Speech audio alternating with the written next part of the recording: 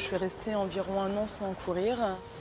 C'était quelque chose qui était très difficile pour moi parce qu'en sortant du Bataclan, j'ai dû courir. Et de reprendre la course à pied, pour moi, ça me rappelait trop ça. Ça me rappelait trop cette fuite-là entre la sortie du Bataclan et le moment où j'ai pu trouver refuge quelque part. Il y a des souvenirs tellement violents qu'ils suspendent le cours d'une vie. Des souvenirs qui rongent, comme une maladie. La demi-heure que Lou a passée dans la salle du Bataclan, le 13 novembre 2015, ressurgit nuit et jour, au moindre bruit. Alors ça peut être des claquements secs, le bruit des travaux, un petit peu toutes sortes de bruits, le bruit des véhicules, des voitures. La question que je me pose, moi, tout de suite, c'est qu'est-ce qui se passe? Pour moi, c'est associé à quelque chose de vraiment dangereux, où ma vie va être mise en danger. Et à ce moment-là, je bascule dans un monde vraiment chaotique.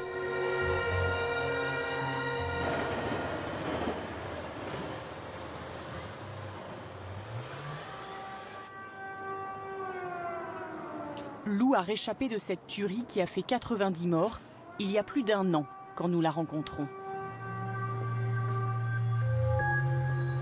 Mais dans son regard, il y a une urgence, une angoisse encore permanente. Lou a 28 ans. Elle était analyste financière. Elle ne travaille plus. Elle sortait beaucoup. Aujourd'hui, même pour faire une simple course, elle doit se forcer. En fait, j'ai beaucoup d'images dans la tête. Par exemple, quand je vais dans un magasin, c'est vrai que je visualise souvent les gens avec, dans des mares de sang ou avec. J'ai vraiment des images gore qui me viennent en tête. C'est quelque chose qui me demande beaucoup de force mentale, alors que ce sont des choses parfaitement anodines.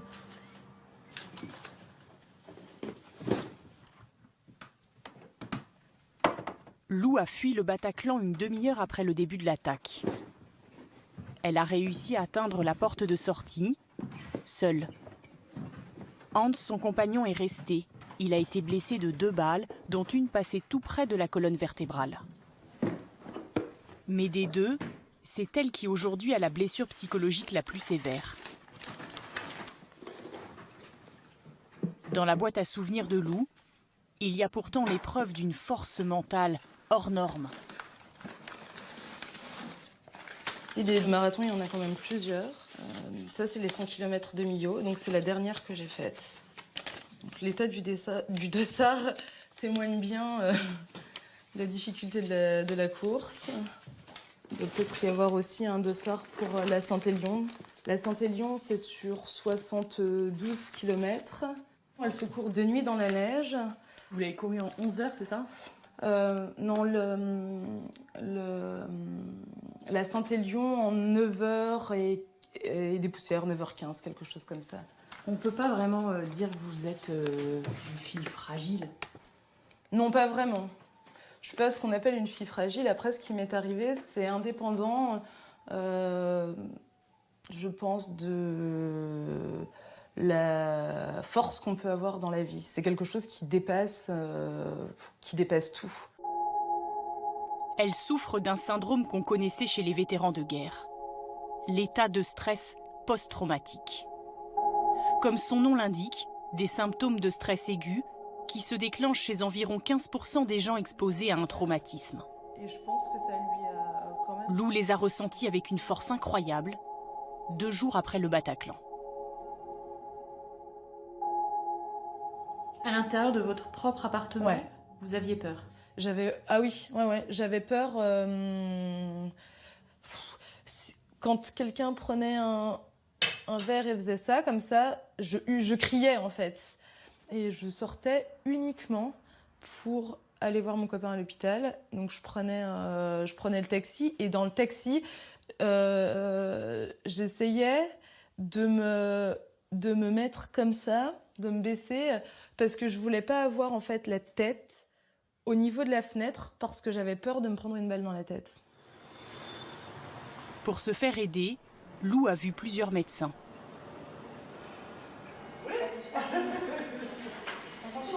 Elle a pris des anxiolytiques, des antidépresseurs, suivi une psychothérapie proche de l'hypnose. Sans succès.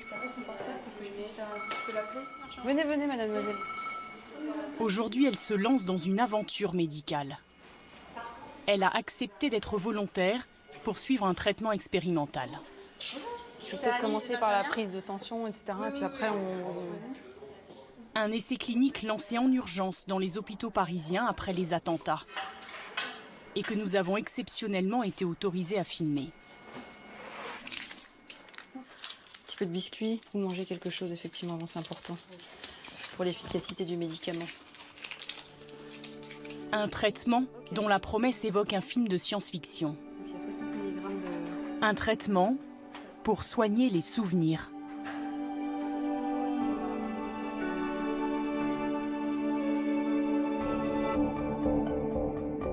Séance pour modifier les souvenirs imprimés par le cerveau, en diminuer la force.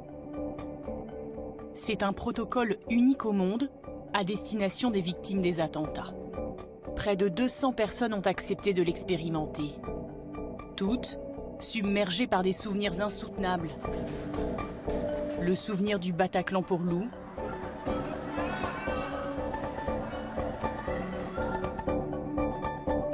le souvenir du camion écrasant tout sur son passage à Nice, le 14 juillet 2016, pour Emmanuel.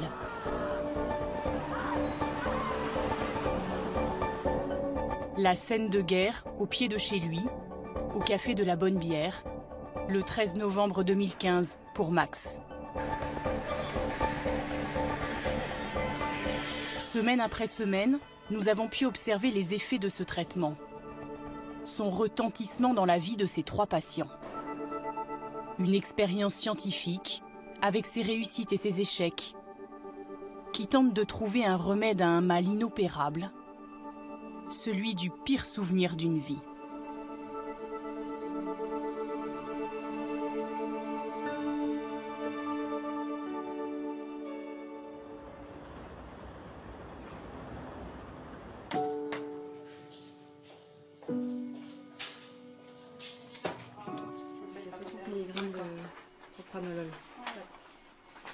Le traitement est ambitieux, mais simple. Il démarre par la prise d'un médicament bien connu, le propranolol. Un régulateur du rythme cardiaque, très peu cher, très prescrit chez les hypertendus. Allez-y, asseyez-vous, je vous en prie. Cette fois utilisé pour une autre vertu, pour atténuer un souvenir. Je vous explique. Donc là, vous venez de prendre le traitement. En fait, on doit attendre entre 1 heure et 1 heure et quart que le traitement soit pleinement efficace. Et pendant cette heure et quart, je vais vous faire remplir un certain nombre de questionnaires. D'accord ? Voilà. Lou doit d'abord évaluer l'intensité de ses symptômes. De 1 à 5 dans ce tableau. Fréquence des cauchemars, des flashbacks. Elle le remplira à chacune des séances.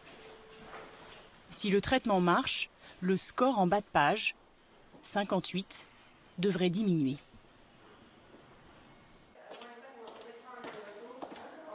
C'est bon ? Il faut vraiment que vous écriviez au présent. Il faut que vous disiez « je » et que vous mettiez le maximum de détails sensoriels ou des choses qui vous reviennent. Je vous récupère dans 1 heure.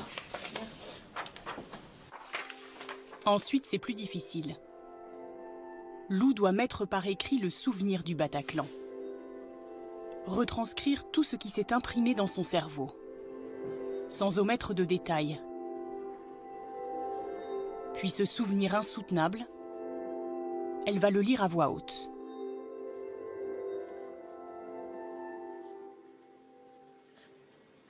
Donc je vous laisse lire et moi je vais juste prendre quelques notes en vous écoutant. J'entends des crépitements très forts, comme un bruit de feu d'artifice. Les gens crient et bougent, et je suis séparée de Hans. Cela doit être un incendie. Je dois garder mon calme et ne pas paniquer. Un projectile fuse près de mon oreille gauche, et je sens comme une vague d'énergie qui me fait tomber par terre. J'entends un gros bip dans mon oreille, et une boule me saisit dans le ventre. Je vais mourir sur ce sol dégueulasse. Je dois protéger mon cœur et ma tête. Essayer de plonger sous les gens. Je sens l'odeur du sang et le goût du sang. Je demande tout bas ce qu'il se passe. Un garçon me répond que l'on me tire dessus et que je dois me taire et que si je me cache, je resterai en vie. Les gens crient, il faut se taire. Cette fille est allongée du mauvais côté. Elle regarde devant, mais son regard est terrorisé. Elle prend une balle et je crois qu'elle est morte. Il y a des mares de sang et je suis pétrifiée de peur. Il y a un mouvement sur la gauche, je vais essayer de le suivre. Plus j'avance, moins les gens bougent. Je crois qu'ils sont morts. Concentre-toi sur ta progression. Tant que tu as peur, c'est que tu n'es pas encore morte. Je vois une porte, je dois l'atteindre. Pourquoi personne ne sort ? Il doit y en avoir un derrière qui nous attend pour nous finir. Je la pousse. Gauche ou droite ? Gauche, je cours. Je n'ai plus de jambes, mais je dois continuer. Je ne dois pas mourir maintenant que le plus dur est fait. Je dois revenir chercher Hans, mais je ne peux pas, c'est trop tard. Je l'ai laissé et maintenant c'est trop tard. Où sont les policiers, où sont les gens ? Je ne peux pas arrêter une voiture, je risque d'arrêter la mauvaise voiture.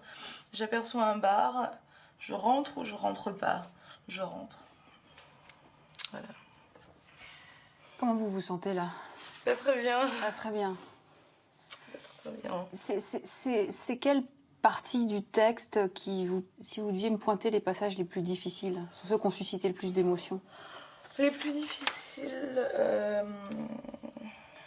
je dirais que il y a le passage sur cette fille qui est allongée. En fait, elle est sur le dos alors que tout le monde était sur le ventre. Elle regarde derrière moi et en fait, je me souviens très très bien de son regard. Je me souviens plus du tout de son visage, je sais même pas comment elle était habillée, mais je me souviens bien de son regard et je sais qu'elle avait très peur. Et elle s'est pris des balles et je me suis dit en fait que si elle avait très peur, ça veut dire qu'ils étaient vraiment derrière moi et qu'ils étaient très proches. On sent que vous revivez tout à fait vraiment la scène de manière très réaliste, avec tout le contenu émotionnel quand vous le lisez, donc ça c'est très important. Justement, parce que La séance est pénible à vivre, mais déjà finie. D'accord, on va vous reprendre là, juste l'attention avant que vous partiez. Et puis voilà, ça je le garde. Le protocole prévoit 6 séances comme celle-là, Très bien. à 1 semaine d'intervalle.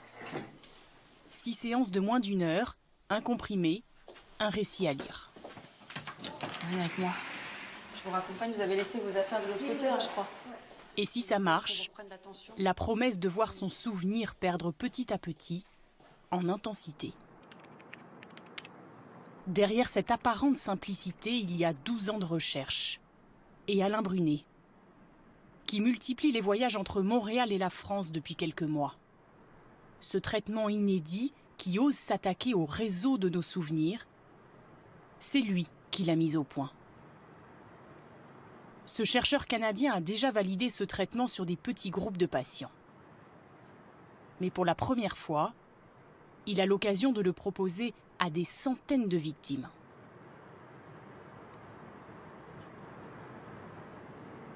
C'est difficile de dire que c'est le plus beau projet de ma vie. Quand on pense qu'il y a tant de gens qui ont tant souffert, on hésite à dire ça. On hésite beaucoup à dire ça. Et c'est certainement un point tournant.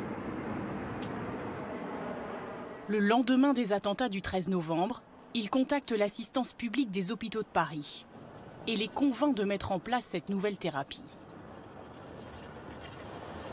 Je me suis dit, cette fois-ci, il n'y a pas le choix. Il faut y aller. J'ai tout entre les mains pour venir proposer quelque chose de vraiment utile. 19 hôpitaux acceptent en urgence de participer à l'essai clinique baptisé Paris Mémoire Vive. On est en chemin et puis on devrait être là dans une dizaine de minutes. Et ce jour-là, il a rendez-vous avec les équipes du CHU de Nice pour les aider à inclure des patients.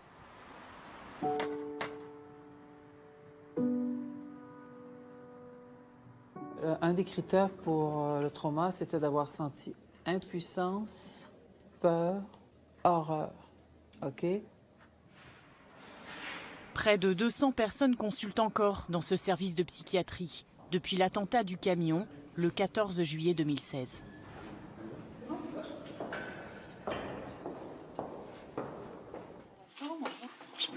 Asseyez-vous. La première patiente à intégrer l'étude d'Alain Brunet à Nice est une jeune femme de 39 ans. Emmanuelle, qui a réchappé de peu à ce carnage, 86 morts, 434 blessés. D'accord. Alors c'est un traitement innovant qu'on a développé à Montréal, au Canada, depuis une douzaine d'années. Donc on connaît bien son efficacité, mais c'est la première fois qu'on va l'utiliser à grande échelle, donc à Paris, à Nice et tout ça. D'accord. Comment ça s'est passé pour vous le 14 juillet?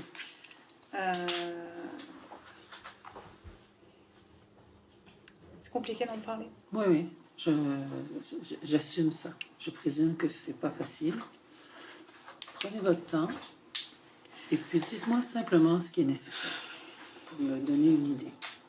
On est parti donc au 14 juillet pour regarder le feu d'artifice. Donc il y avait moi et mon conjoint et mon petit garçon de 4 ans. Et donc à la fin du feu d'artifice, moi j'étais pleine de sacs, la tête dans le guidon parce que je savais qu'il fallait retrouver la voiture. Il y avait plein de monde. Mon conjoint gérait notre fils qui était entre nous deux. En fait, on marchait à la queue leu-leu. Et en relevant la tête, parce que j'étais vraiment dans les nuages en fait. Là j'ai vu effectivement le camion qui fonçait sur nous. Là, j'ai vu les gens se faire percuter, le bruit des gens qui se faisaient percuter, les cris, et puis en fait, en un claquement de doigts, en fait, il était sur nous. Mais heureusement, mon conjoint qui était derrière m'a tiré vers la route. Et du coup, on a pu éviter ce camion-là. J'ai vraiment cru qu'en fait, j'allais être percutée. Donc, je me suis retournée vers eux, vers mon fils et mon conjoint. Et j'ai cru que j'allais mourir. Donc, je crois que c'était la dernière fois que je les voyais. Voilà. Là, on va vous poser des questions sur les symptômes de stress post-traumatique dans un premier temps. Est-ce que vous vous sentiez particulièrement mal psychologiquement de manière prolongée lorsque vous êtes en présence d'indices, d'éléments qui vous rappellent cet événement? Oui. Ouais. Qui se C'est manifeste le nœud dans la gorge, mal au ventre. Ouais. Souvent après, c'est le mal de tête. D'accord. Le cœur qui bat. Des palpitations, voilà, c'est sueur, envie de pleurer. Ok. Par rapport au sommeil, Toujours des cauchemars. toujours des cauchemars, Des insomnies, voilà. des difficultés à vous endormir. Ouais. L'équipe s'assure que les symptômes d'Emmanuelle sont uniquement liés à ce qu'elle a vécu ce soir-là. D'accord, très bien. Le traitement ne peut pas régler des angoisses chroniques, mais seulement soigner un souvenir précis. Tout à fait. Ouais. Ouais. Ouais. On a des bonnes nouvelles pour vous. Ok. Donc, vous êtes éligible au protocole. Ouais. Avant ce fameux 14 juillet, Emmanuelle allait bien. Elle a donc toutes les chances de répondre positivement au traitement. Elle me semble une excellente patiente. Je suis assez optimiste à son endroit. Je pense que le pronostic est très bon. D'accord. Et c'est une excellente candidate. Super. Vous, concrètement, ce que vous proposez, c'est d'aller traiter non pas ses symptômes, mais son souvenir. On ne touche pas à ces symptômes. Parce que ces symptômes émanent de son souvenir. Dans un souvenir, il y a deux choses importantes. Il y a le souvenir de ce qui nous est arrivé et de comment on s'est senti. Alors, ce qui nous est arrivé, on ne le touche pas, mais comment on s'est senti, ça aussi, c'est un souvenir. Parce que quand on ravive un souvenir, on ressent de nouveau ce qu'on a senti initialement. Et dans le domaine du trauma, c'est cette partie-là qui ne s'atténue pas. D'accord. Et donc, c'est ce souvenir-là, en fait, le souvenir émotionnel sur lequel vous pensez qu'on peut intervenir.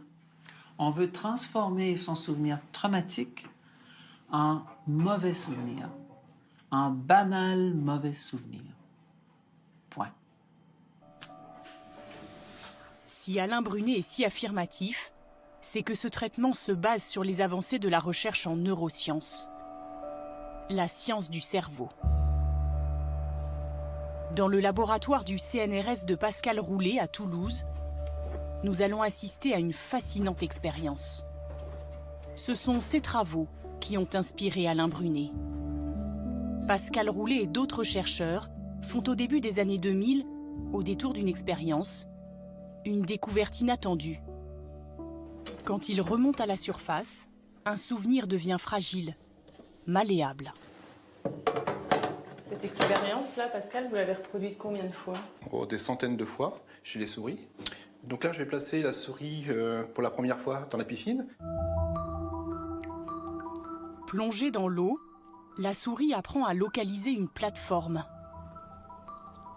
Seule solution pour elle, pour se reposer.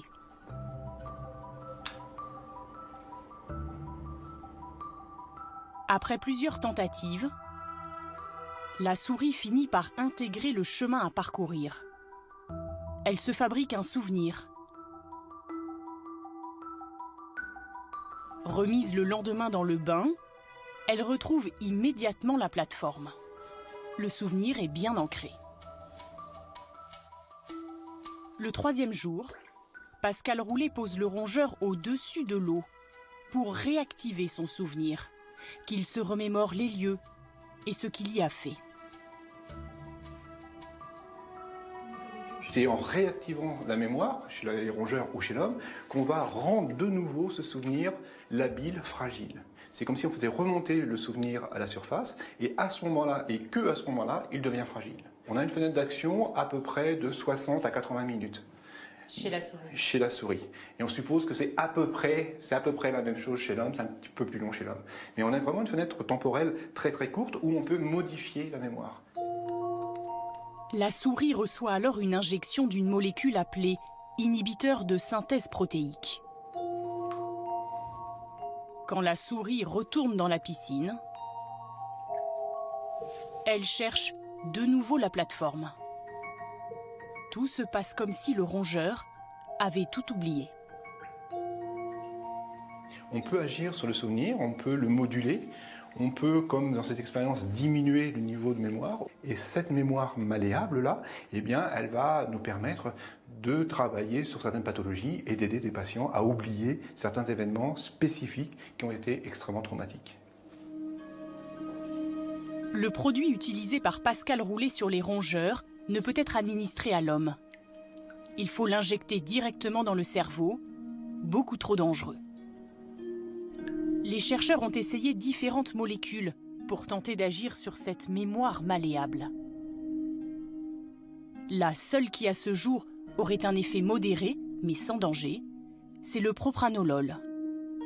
Connu depuis près de 60 ans, très bien toléré. Les souvenirs ne sont donc pas gravés dans le marbre. Quand Lou, par exemple, fait remonter un souvenir à la surface, il se réenregistre. Un processus chimique complexe, comme une sauvegarde d'un fichier informatique. Dans le traitement, on force Lou à faire remonter le souvenir du Bataclan. Au moment de la sauvegarde, le propranolol bloque les protéines produites par notre cerveau au cours de ce processus. Le médicament crée une interférence. Le fichier est comme endommagé. Il a perdu de son intensité, de sa force émotionnelle.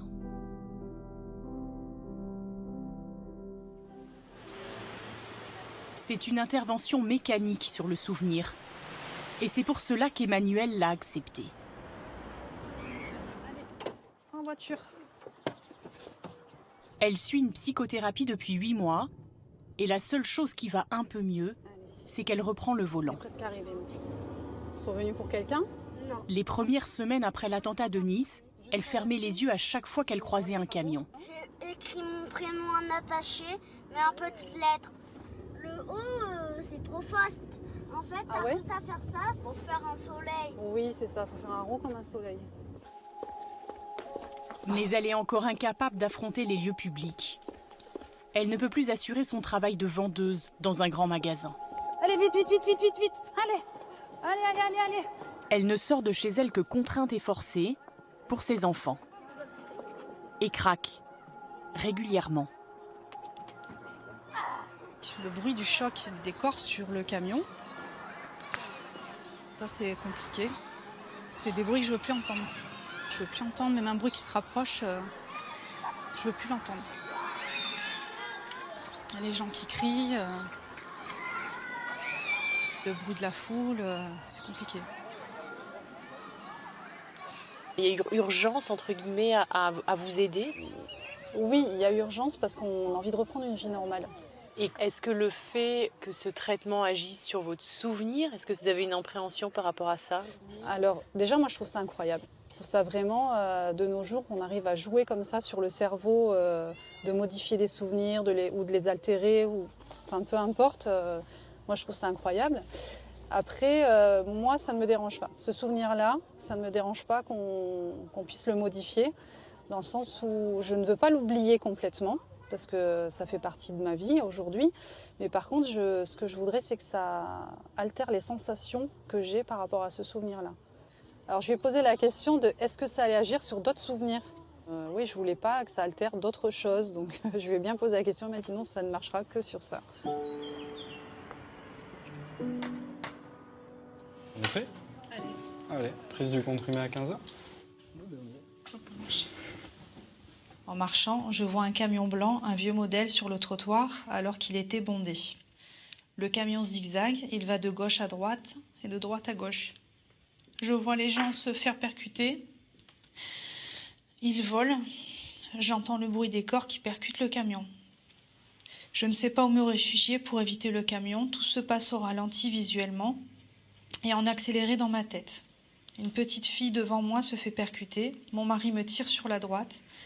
Le camion passe sur ma gauche en emportant tout sur son passage. J'ai eu du mal à réaliser que j'étais encore sur mes deux jambes et vivante. La petite jeune fille est au sol, elle est en position fétale et ne bouge plus. Les gens restés debout partent en courant. Il y a plusieurs personnes au sol avec des blessures graves. Une dame a le visage en sang. Mon mari nous fait traverser la promenade pour s'échapper. J'ai les jambes qui tremblent, j'ai la nausée, mais il faut être forte pour protéger notre fils. D'accord. Voilà. Très bien. Ok. D'accord. Bon. Prenez la première sortie sur avenue Jules Romain. Là, pour l'instant, je me dis, bon, j'ai pris 2 cachets, il ne s'est rien passé, j'ai raconté mon histoire. Donc voilà, je pense que la deuxième séance, déjà, on verra peut-être des améliorations. Au moment où Emmanuelle se lance dans cette aventure médicale à Nice, à Paris, Max la termine. Nous le rencontrons 3 mois après la fin du traitement, dans son quartier du 11e arrondissement. Là où il n'arrivait plus à mettre les pieds, là où 5 vies ont été fauchées sous ses yeux, un soir de novembre.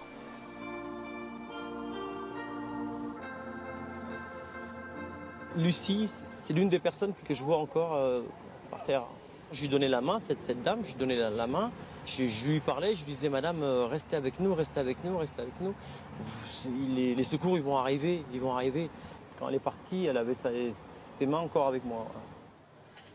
Max a été le tout premier à suivre le traitement. Le patient 1 de l'essai clinique.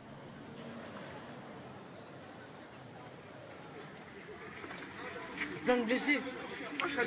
Le soir du 13 novembre 2015, il entend une fusillade au pied de chez lui, descend, filme la scène. Oh, c'est pas vrai. Regarde ça. Avant de venir en aide à une victime. Des images, des odeurs, des sons qui l'ont traumatisé. Oh, c'est pas vrai. Tous ceux qui étaient morts, ils étaient juste là, à côté de cet arbre-là. Ils étaient là. Et c'est là qu'après je me suis avancé, je me suis levé pour aller juste à côté là, à l'angle des chaises qui sont juste là, les 2 chaises qui sont là-bas. C'est là que je suis venu voir la dame pour lui donner la main.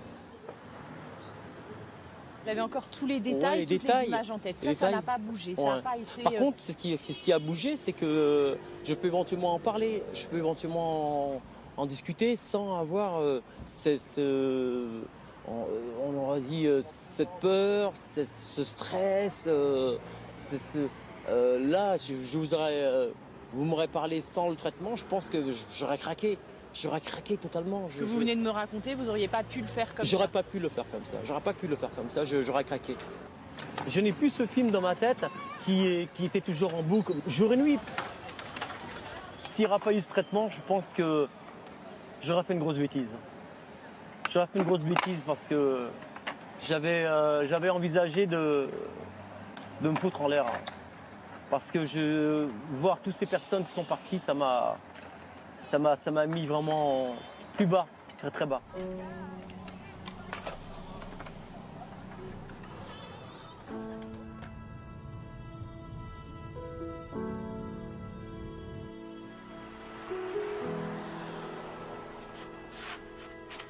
L'idée d'aller manipuler la constellation de nos souvenirs n'a pas été simple à imposer dans la communauté scientifique.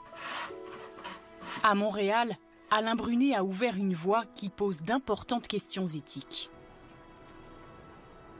Le 6 décembre 1989, il a 25 ans, quand survient sur le campus de son université une tuerie qui va secouer le Québec tout entier. Un étudiant débarque armé à l'école polytechnique et abat 14 jeunes femmes. En blesse 14 autres, au nom de sa haine du féminisme. Pour nous, c'était comme si la Terre arrêtait de tourner. C'était un séisme. Le truc que je me suis dit à ce moment-là, mais c'est mon Dieu que l'intervention a été ratée. L'intervention policière, médicale et tout. C'était dans une improvisation totale. Et vraiment, à ce moment-là, je me suis dit, on peut faire mieux.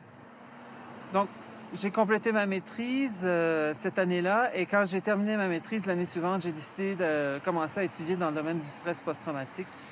Et ça a été un peu pas mal le début de ma vocation, si vous voulez.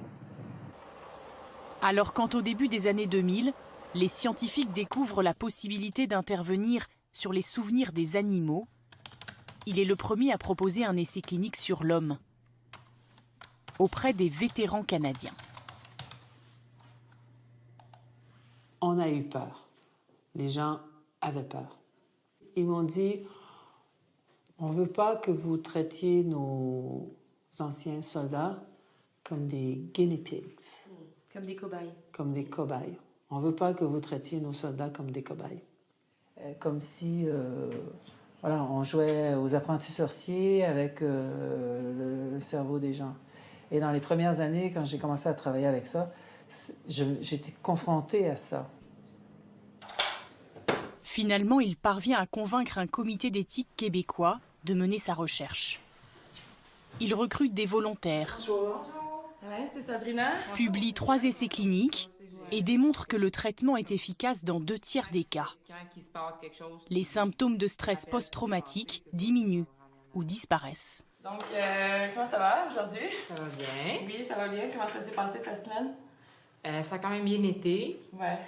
Alain Brunet et son équipe ont déjà testé ce même protocole, prise de propranolol et lecture du souvenir, sur une 50aine de victimes d'agressions, d'accidents de la route.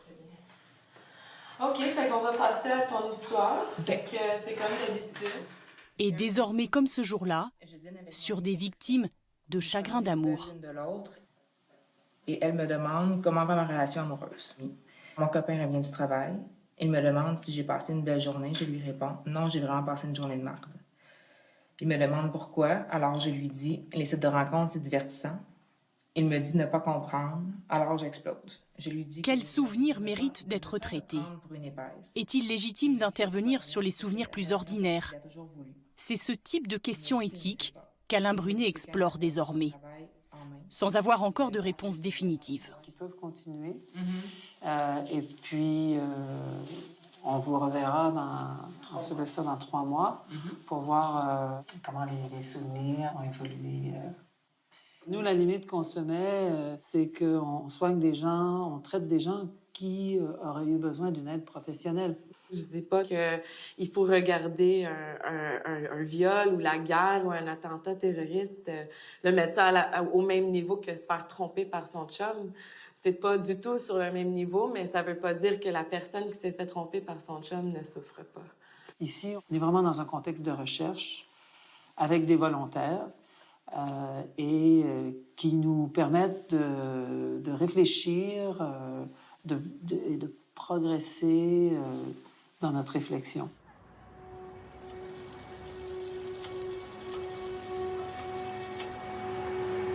En attendant, en France, les semaines passent. Le rituel se répète. Et l'attente est toujours grande. Vous êtes prête? Pour Lou à Paris et Emmanuel à Nice. Je sens que mon cœur bat très très fort et une boule me saisit dans le ventre. Je vais mourir sur ce sol dégueulasse. Le même souvenir, le même traumatisme, relu à chaque fois. Nous dirigeons vers l'hôpital Lanval. Quelques minutes plus tard, mon conjoint me dit « Bébé, le camion ». Pour tenter de l'abîmer, de l'affaiblir, séance après séance. À la 5e semaine, si tout se passe bien, le patient ressent comme un gros soulagement.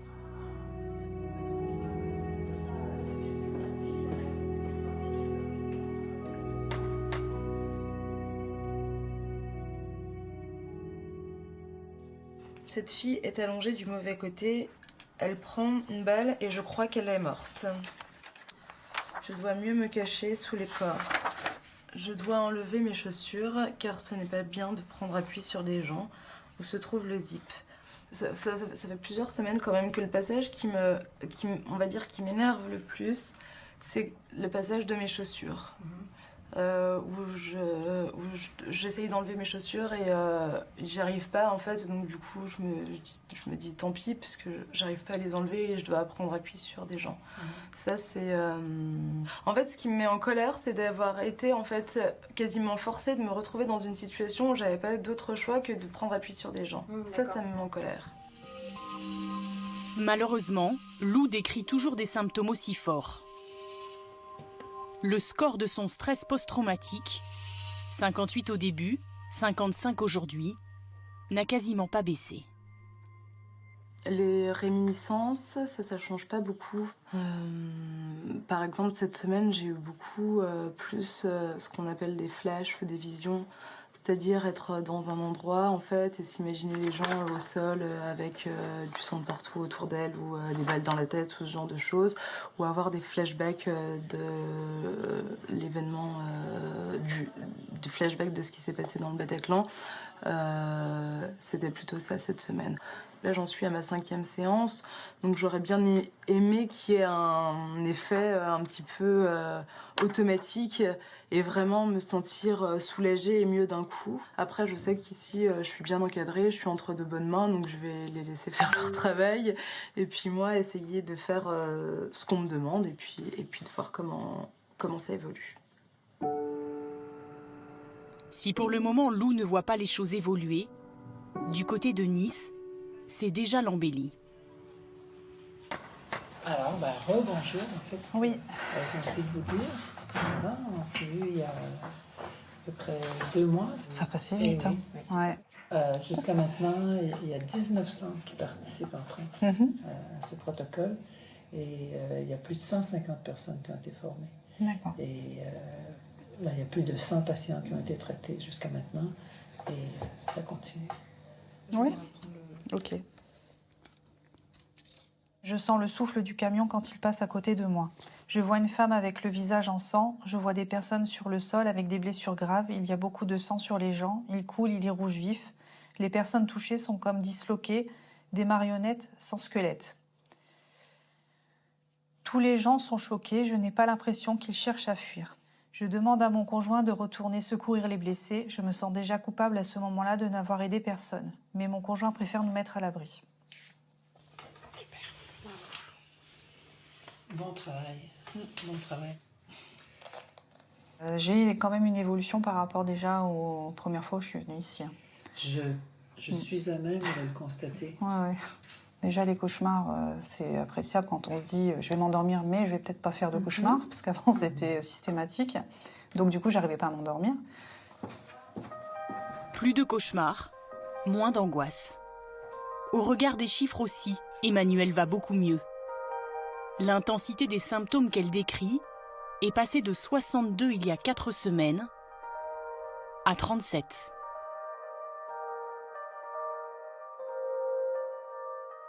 Cette patiente-là, elle est très fortement améliorée. C'est sa 4e séance.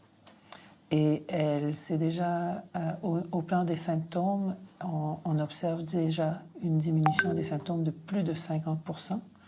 Elle ne remplit plus les critères diagnostiques pour un état de stress post-traumatique. Quand je sors, je sursaute plus au moindre bruit. Vous voyez, là, il y a un camion qui arrive. Je me serais mise beaucoup plus en retrait d'habitude. Alors que là, je me dis, bon, il ne va pas m'écraser. Donc, voilà. Là, il y a des petites choses qui se sont améliorées. Ouais, donc là, je suis contente. Vous allez reprendre votre voiture un peu plus sereine aujourd'hui ? Oui. Oui. D'autant que je sais que c'est la 4e séance. Il en reste encore 2 à faire. Donc, je pense que déjà, dans 2 semaines, on aura bien avancé.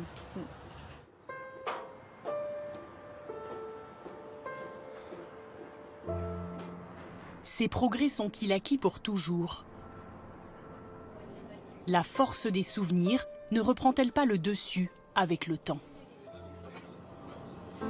Max a déjà parcouru un bon bout de chemin.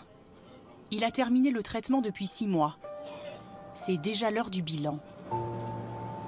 Cet après-midi, il se rend à l'hôpital en transport en commun. Une banalité, un quotidien qu'il avait complètement perdu après les attentats. Les transports, j'en transpirais, j'en avais peur. J'en avais peur d'être parmi... Quand je voyais une masse de personnes, c'était une hantise. Et là, aujourd'hui, vous vous sentez comment là, dans les transports ? Je me sens là très bien. Je me sens très bien. C'est le jour et la nuit. Pour la première fois depuis la fin du protocole, il va relire le récit de ce qu'il a vécu le 13 novembre 2015. Est-il capable de gérer son émotion ? Quelle place ont pris ses souvenirs ? C'est tout l'enjeu de l'évaluation d'aujourd'hui.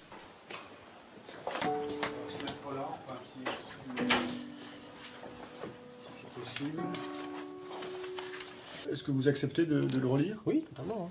Ben, je vous laisse alors. Il y avait un monsieur qui avait la boîte crânienne qui était complètement arrachée. Et là, le sang, il coulait. Le sang coulait de son crâne. Et il y avait pas mal c'était comme des geysers de sang qui coulaient. Et ça, je regardais ça et j'étais un peu scotché là-dessus. Et il y avait une dame qui était juste à côté de lui. J'ai donné la main à cette dame. Elle avait les yeux qui s'ouvraient et qui se fermaient. Mais quelques temps après, tout en lui donnant la main, elle est décédée. Ça me donne encore la chair de poule, mais ça n'empêche que là, c'est... Ce sont des scènes violentes oui. que vous décrivez encore et qui... Bon, là, ça va encore, parce que bon, il y avait des moments où je ne pouvais même plus lire ça. Je ne pouvais pas lire cette feuille-là.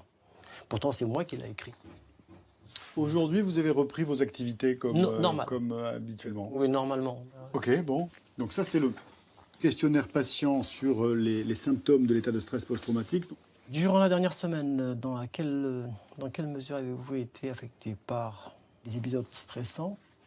Pas du tout. Être perturbé par des rêves répétés ? Pas du tout. Brusquement agir ou sentir comme si l'épisode stressant se reproduisait ? Non. Voilà. Donc 18-19. Vous savez, 19 pour un score minimum de 17. Ouais. Ah, super. Donc, globalement, on peut dire que vous êtes revenu à un état quasiment normal. Ouais. Pour vous, c'est le bon dosage, entre guillemets. C'est-à-dire qu'on vous a enlevé le trop-plein de ce souvenir, en quelque sorte, mais tout en le conservant dans votre mémoire. Oui, totalement. C'est moi, je dirais, comme j'avais dit au docteur, l'effacer totalement. Cette image, la déchirer, de ne plus se rappeler... ça m'embêterait. On ne peut pas oublier. On ne peut pas oublier tous ces gens qui sont partis comme ça. On ne peut pas. Ça fait partie de ma vie, ça fait partie de mon histoire aussi. Ouais. Ça fait partie de la vie de toute la France. Aucun traitement aujourd'hui ne permet l'effacement des souvenirs chez l'homme. Et Alain Brunet, au Canada, n'a jamais mené sa recherche dans cette perspective. Mais on peut parfaitement imaginer qu'un jour, la science y parviendra. Grâce à des molécules plus fortes ou grâce au progrès de la génétique. Une équipe de chercheurs américains de la célèbre université du Massachusetts, le MIT, est déjà sur cette piste. Il y a des gens dont c'est l'objectif, il y a des gens qui travaillent ouvertement là-dessus. Moi, ça soulève des difficultés éthiques pour moi. Notre histoire de vie, c'est quelque chose qui est important, c'est quelque chose auquel les gens sont attachés en général. Et c'est pas parce qu'on a vécu des trucs épouvantables qu'on veut se défaire de ces souvenirs-là. Mais on a envie de les digérer. Aller plus loin, ce serait dangereux, Alain, selon vous? Peut-être que ce serait dangereux. C'est sûr que ça veut dire franchir le Rubicon, là. Ouais. Et vous le ferez pas? Non.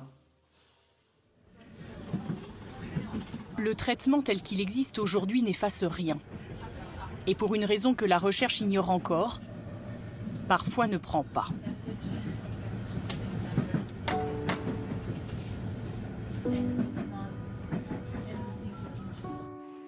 Pour Lou, à la 6e et dernière séance, c'est la déception.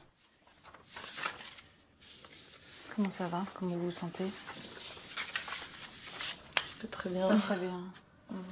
Pas très bien.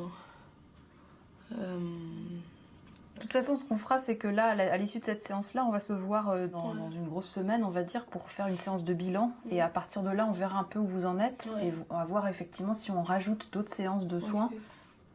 Sur Lou, le traitement n'a visiblement pas marché.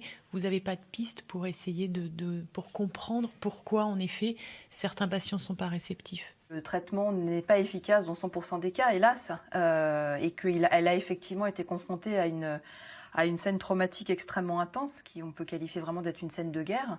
La technique ne fonctionne que dans 2/3 des cas, hélas, mais 2/3 des cas, c'est déjà énorme. Donc on n'est pas à l'abri du fait que, effectivement, pour mademoiselle, ça puisse prendre plus de temps et ça puisse effectivement ne pas fonctionner complètement. Mais moi, j'ai suivi d'autres patients et donc je sais qu'au bout d'un certain nombre de séances, ils ont réussi vraiment à gagner.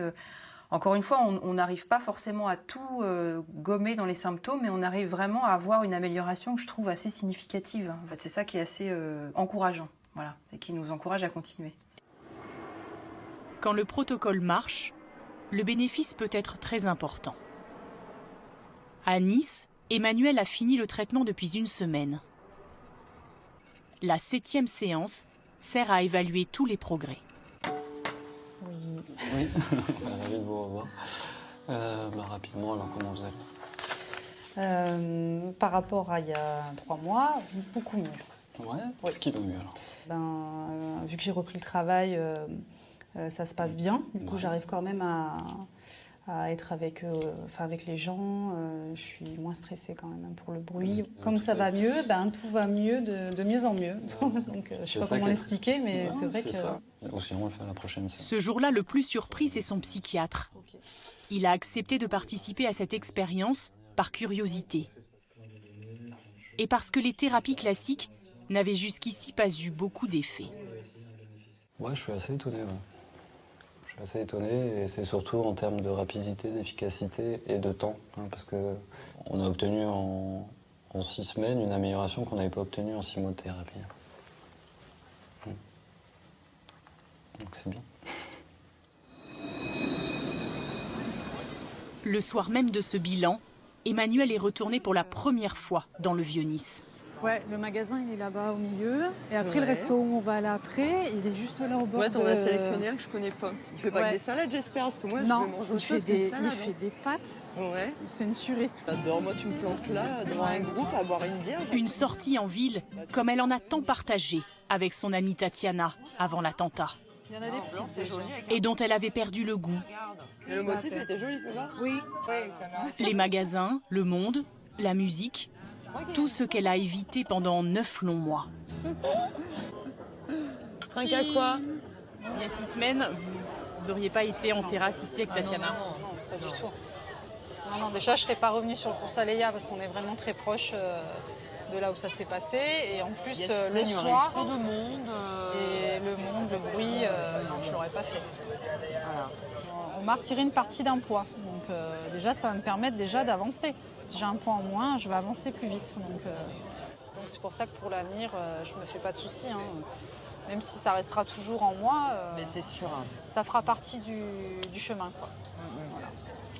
Mais voilà, je pense que tu es sur la piste. de pouvoir en parler en rigolant. Bah voilà, regarde, tu vois, regarde. Bah voilà, ça c'est toi, ça c'est toi. C'est une Manou qui arrive à rigoler spontanément de rien. Comme Emmanuel, Max à Paris a repris son travail. Le cuisinier a renoué avec sa passion et avec sa famille, dont il s'était éloigné. Un petit coquelet, c'est de manger ça, simple. Pour les préserver, dit-il. Sans doute aussi parce que c'était difficile à assumer d'aller si mal. Ouais, ça va. Je me retrouve moi, je retrouve mon sourire, je retrouve mon tempérament. Et maintenant, je revis la même vie qui était avant les attentats. C'est un côté bonheur. Ouais, totalement.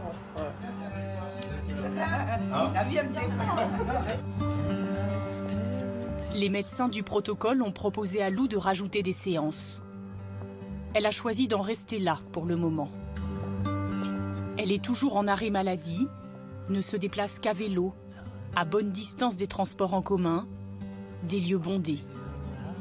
Elle écrit un livre sur ce souvenir qui la hante encore, le cauchemar du Bataclan. Je pense pas avoir fait tout ça pour rien. Parce que même si ça n'a pas pris de la manière dont j'aurais aimé que ça prenne, je suis persuadée en tout cas que tout ce que j'ai fait là, ça va porter ses fruits à un moment ou à un autre. Ça, j'en suis absolument persuadée. Que c'était pas vain, c'était pas inutile. Alain Brunet n'a pas encore atteint son objectif. À ce jour, près de 200 personnes ont suivi le protocole Paris Mémoire Vive. Il aimerait qu'au moins 400 patients puissent en bénéficier. L'étude doit se poursuivre jusqu'au printemps. Ensuite, si les résultats confirment son efficacité, les services de psychiatrie français seront dotés d'un traitement simple et rapide pour permettre aux victimes des attentats et plus généralement aux gens traumatisés de ne plus subir le poids de leurs souvenirs tout au long de la vie.